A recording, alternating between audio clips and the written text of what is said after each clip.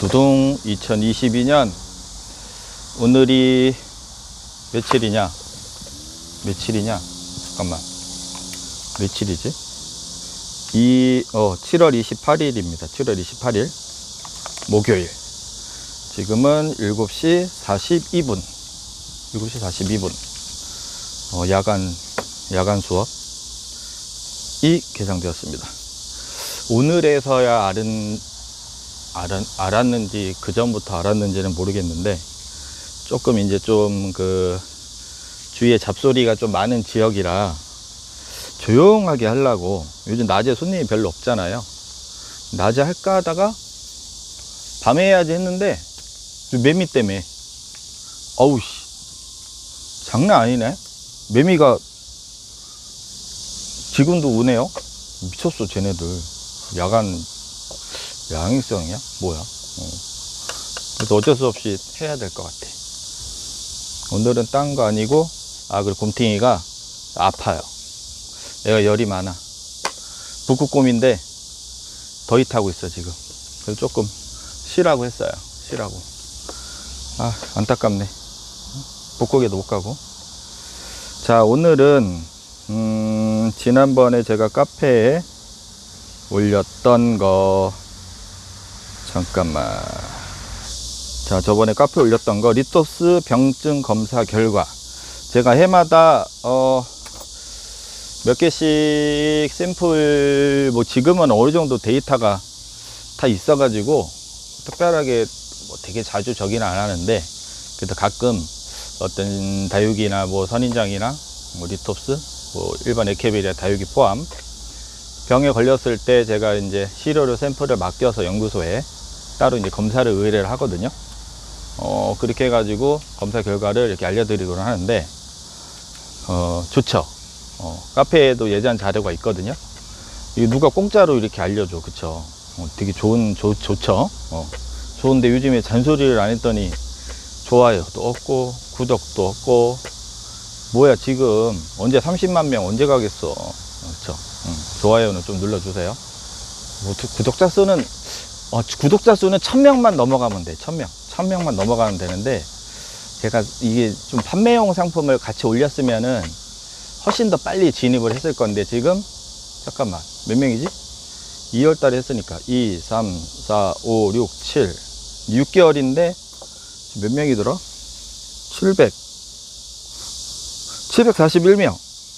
여름이라서 아무리 좀 올라가는 것도 듬하고, 판매를 제가 같이 올렸으면은 제 생각에는 1000명은 넘었을 것 같아. 벌써 어찌됐든 지금 몇 개월 되지도 않았는데 감사드리고요. 좀 더 분발들 하셔서 3만 명은 택도, 지금 분위기로는 택도 없을 것 같고, 판매를 같이 해야 3만 명이 갈 것 같고, 그냥 1000명 정도 넘어서 어느 정도 좀 궤도권에 딱 들어오면 그때부터는 자연스럽게 더 노출이 될 것 같은데, 사실 구독자 수나 요즘에 유튜브로 사실은 조회 많다고 또 다육식물이라든가 한계가 있어서 그걸로 수익이 되진 않아요. 그냥 재미삼아 말씀을 드리는데, 그래도 자주 되게 자주 올리죠. 그쵸? 좋아요는 눌러보셔도 되지 않나 싶은데, 안 좋으신가? 안 좋아서 안 누르시나? 요즘에 제가 그래서 좋아요, 구독 안 하잖아, 잘. 제가 목적이 농담 삼아서 막 얘기는 몇만 명 얘기는 하는데, 사실 저희 집 예전부터 오셨던 충성 고객들, 그분들이 좀 더 제가 말씀드리는 취지, 그런 거를 좀 더 확실하게 이해를 하고, 그 다음에 다육이를 키우는 그런 접근 방법에 있어서 어찌 보면은 제가 하는 방법이 무식하지만 결코 이게 무식한 게 아니라는 거를 알려드리고자 이렇게 방송을 하는 것도 있고, 자재 사용이라든가 그런 건 이제 부수적으로 조금 올바르게, 그런 면이 더 커요. 사실은 이렇게 몇만 명 가자 이렇게 하는데, 제가 요즘 봤을 때, 요즘 트렌드로 봤을 때는 유튜브도 거의 완전 포화 상태고, 그렇게 되기는 힘들 것 같아. 힘들 것 같고, 제가 생각하는 방향하고 맞지도 않고, 어느 정도 소통하고 좀 알려드리고 그런 개념으로 하고 있는데, 그래도 좋아요는 좀 좋으시면 눌러주셔야지. 하나 이렇게 딱 누르는 거고 저기 하나 이렇게 꾹 눌러주시면 더 힘을 얻겠죠. 그래서 제가 오늘은 말씀을 드리고 싶은 게 아까 얘기하던 그 병증 검사 결과를 제가 사실 뭐 완전 100%는 오픈을 사실은 안 해요. 안 하는 게 아니라 못 하는 것도 있고 그냥 요 정도 수준은 뭐 예전부터 카페에 그전에도 자료가 있어요. 요 정도 수준은 알려드려야 되겠다. 이런 원리에서 이렇게 되니 이런 건 한번 숙지를 한번 해보시라 이렇게 해서 말씀을 드리는 거예요. 저 혼자만 알고 막 그렇게 하지 않습니다. 제가 여태까지 그렇게 했었으면 카페에 그런 정보를 올리지도 않죠. 그렇죠? 그래서 사진하고 저기는 카페 있습니다만 제가 이제 첨부를 다시 해드릴 거고 영상에도 몇 개씩 사진을 띄워 드릴게요. 이게 7월 22일 날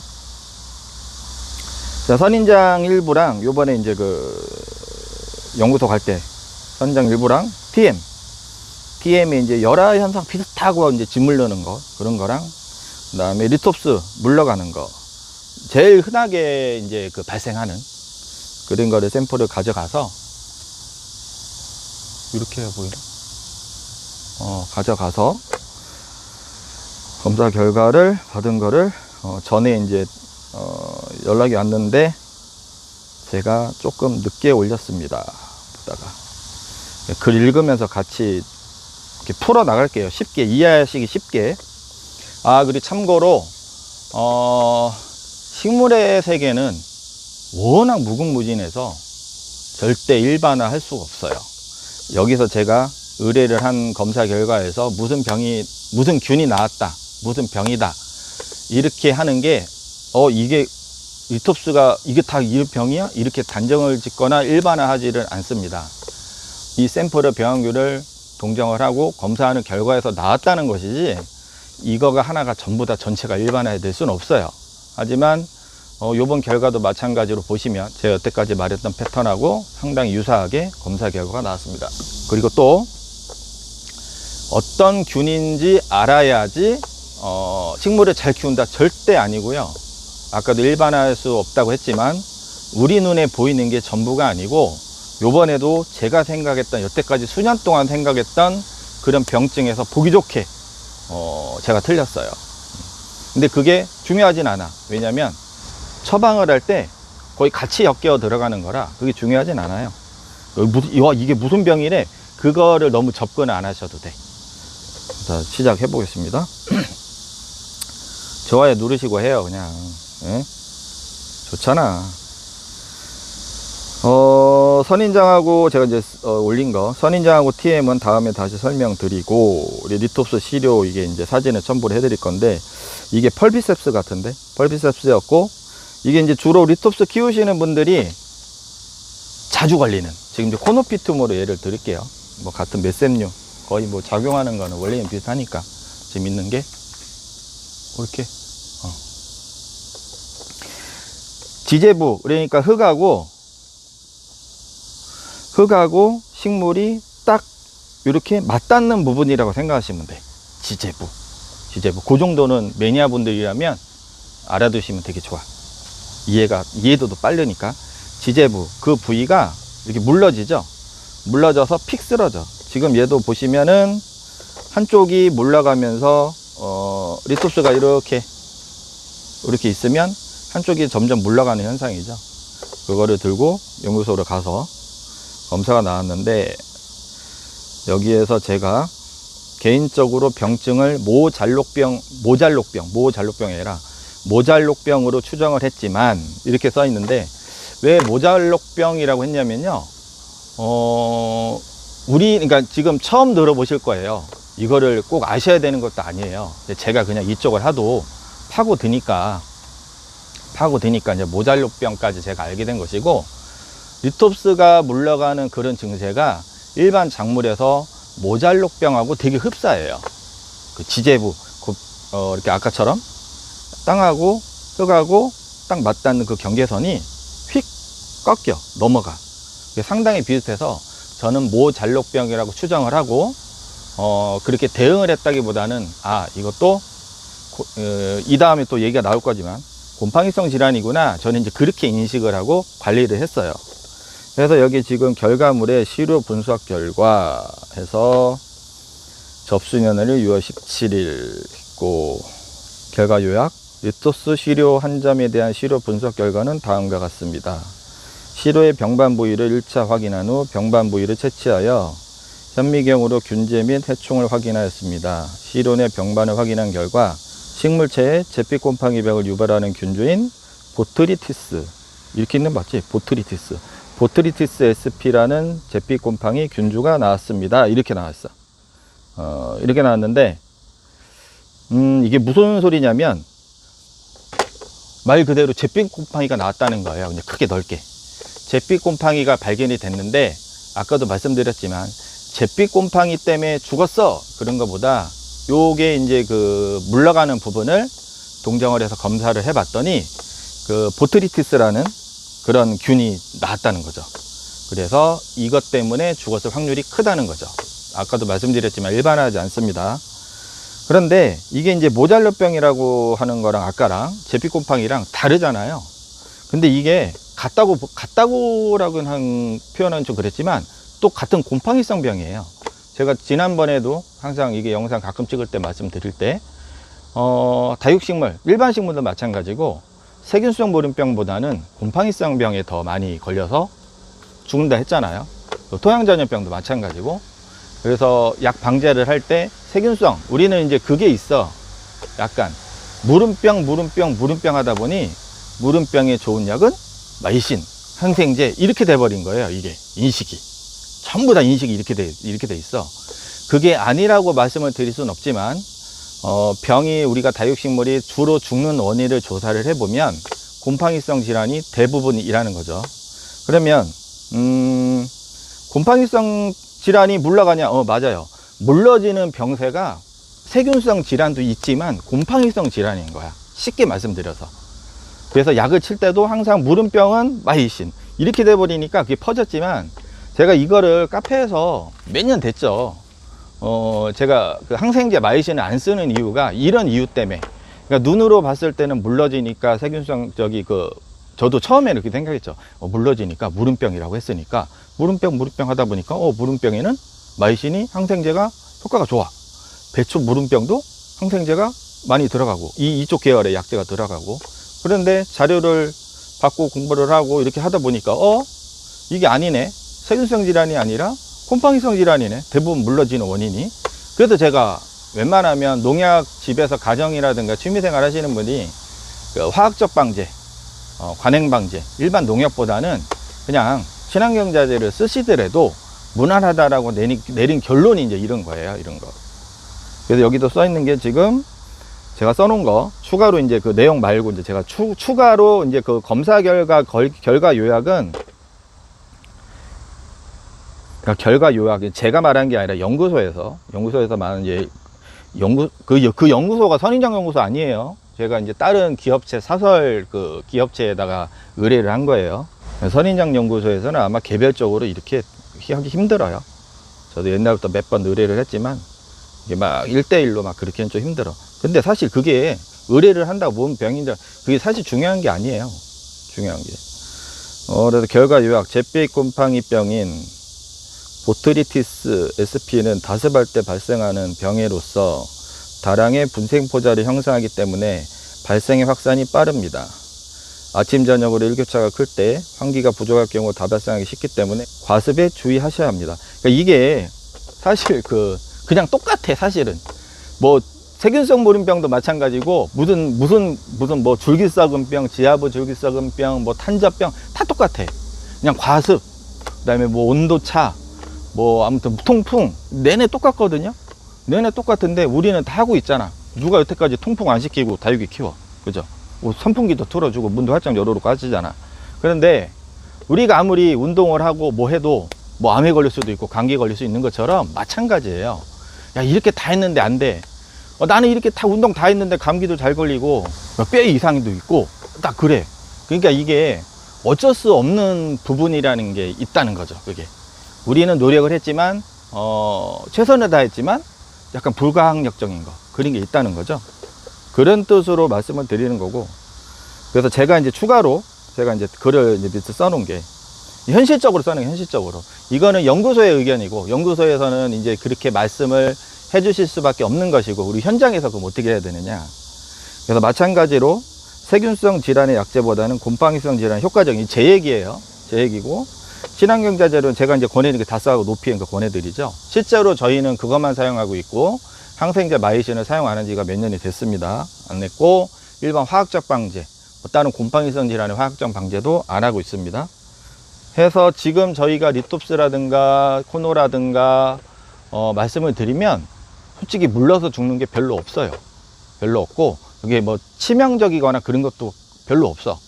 저는 솔직히 아직까지 지금 기준으로 저희가 키우는 관리 시스템에서는 물러서 죽어서 문제가 생긴다는 거 솔직히 저는 못 느끼고 있어요.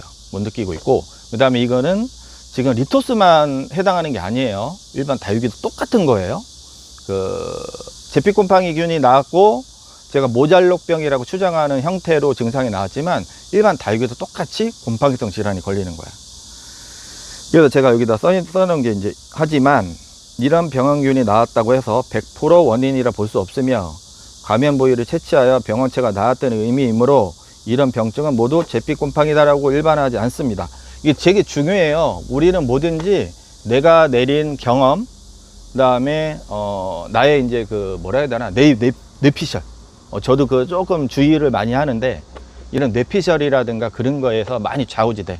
그 다음에 어떤 거를 딱 봤을 때 어떤 정보가, 아, 이게 맞구나, 이게 대입을 하는데 절대 일반화하지 않아. 제가 항상 말씀드리잖아. 저는 그러니까 처음에도 저도 이걸 막 공부를 하면서, 아, 이게 내가 생각 다 맞았구나 이렇게 해서 약간은 조금 뭐라 해야 되나, 뭐라 해야 되나, 일반화의 오류를 상당히 많이 접했는데, 지금 이제 공부를 하면 할수록, 이렇게 데이터를 보면 볼수록, 제가 서두에도 말씀드렸지만 눈으로 보는 게 전부가 아니다. 그래서 말조심을 상당히 하고 있어요. 객관화되지 않은 자료, 그 다음에 학자들이 연구해 놓은 자료를 기반으로 해서 이렇게 하고 있습니다라고 말씀을 드리는 거지, 나 오래 키웠으니까, 내가 옛날에 수입 초창기부터 장사를 했던 사람이니까 우리는 뭐 이거를 하고 뭐 전국 각지를 다니고 해외도 다녀보고 이렇게 했으니까 그거는 경험일 뿐이고, 거기에 플러스 알파 이렇게 과학적인 자료가 수반이 되어야만 여러분들한테 말씀을 드리고 있는 거예요. 제가 그때도 여기 오프라인에서 매장에서 그런 말씀을 드렸지만, 이런 얘기는 제가 유튜브나 카페에서 하지 않습니다 라는 게 또 있어요. 공론화 시키지 않은 거. 조금 빠져나가면 최근에도 저기 윗지방에서 매니아 이분 이제 방송 보면 아실 건데, 창 어떤 걸 이렇게 증세를 딱 보여주시면서, 선생님 이게 왜 그래요? 이렇게 분위기 오셨는데, 제가 바로 전화해서 말씀을 드렸지. 여러 해서 이렇게 추정을 하는데, 이거는 제가 카페라든가 온라인 또 유튜브에서는 언급을 하지 않는 내용입니다. 근데 이게 확실할 것 같습니다. 나중에 한번 살짝 물어보세요. 이렇게 말씀을 드린 적이 있는데, 그만큼 저도 이제 조금 제가 되게 잘하고 그게 아니라, 저도 확실이라기보다는 어느 정도 데이터 플러스 제 뇌피셜 플러스 경험 플러스 하면서 확실하지 않거나 좀 말씀드리기 민감한 거는 제가 따로 이렇게 언급은 하지는 않아요. 이제 시간이 지나면서 이제 저랑 이제 좀 이렇게 하다 보면, 아, 이런 거는 이렇게 할 수는 있는데 이런 방향이 더 맞을 거예요 라고 제가 말씀을 드리긴 해. 가끔 이래서 전화통화 할 때 제가 말씀드리잖아. 그리고 이제 여기서 제가 또 개인적으로 추가로 말씀을 드리자면, 제피곰팡이병은 겨울, 봄, 가을 이게 다 생겨. 이게 지금 6월 달에 병이 발생이 돼서 갖다 준 거잖아요. 근데 이제 주로 제피곰팡이는 우리가 생각했을 때는 이런 거죠.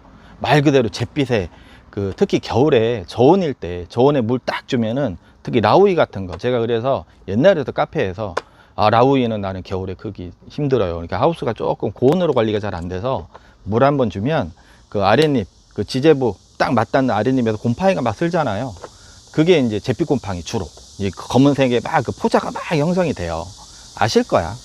그런 제피곰팡이가 눈으로 보이는 게 제피곰팡이라고 이제 그거는 어느 정도 확인이 되는데, 얘는 사진 보시다시피 눈으로 그런 곰팡이균이 절대 보이진 않았어요. 그 다음 저온에 다습할 때도 많이 발생한다는 거.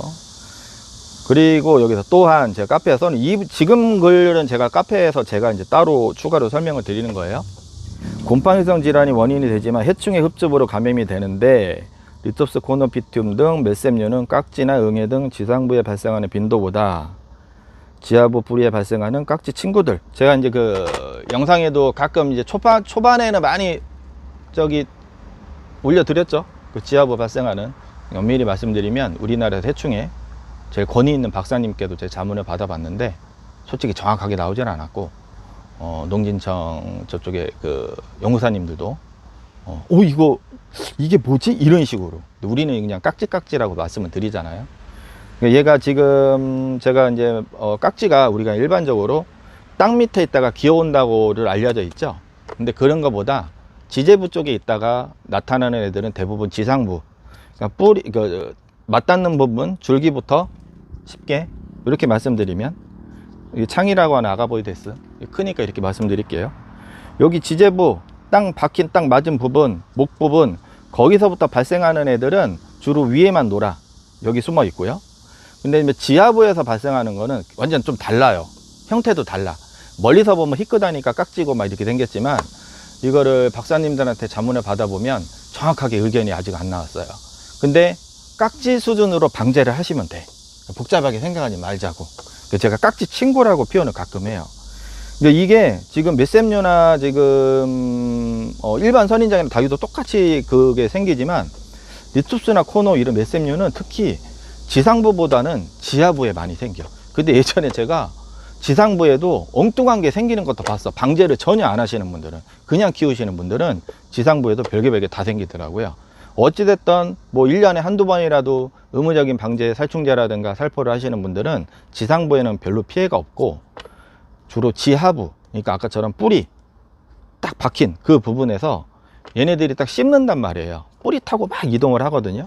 그 하얀 거, 엊그저께도 제 영상에 말씀드린 것 같은데, 거기서 딱 씹힌 부분에서 예를 들어서 그 상처가 났어. 그럼 거기 이제 제피곰팡이 뭐 균이라든가 다른 이제 토양전염병이라든가